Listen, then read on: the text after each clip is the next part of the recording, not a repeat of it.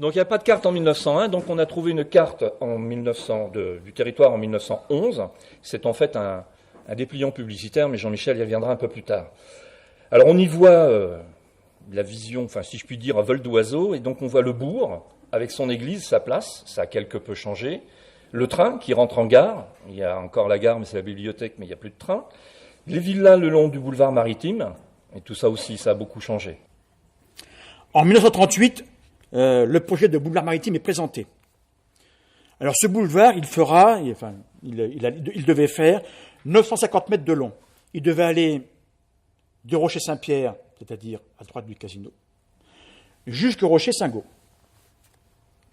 Il aurait dû faire 12 mètres de large, et dessus auraient été implantées des cabines armées.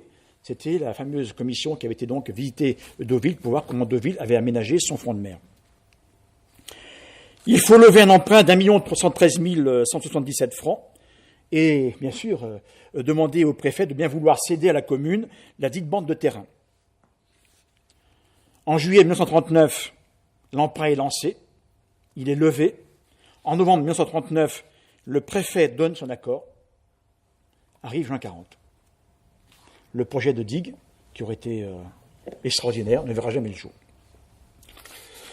Alors on va terminer par le Carmel aujourd'hui. Donc j'ai eu la chance de pouvoir faire des photos à l'intérieur.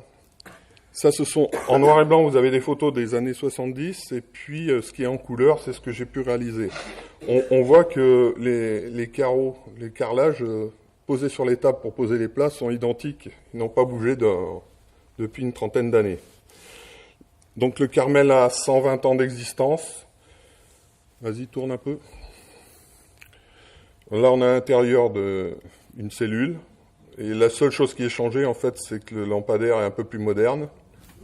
Bon, vas-y. Le cloître n'a pas changé. Il est ouvert sur le côté jardin. C'est assez rare de voir un cloître ouvert.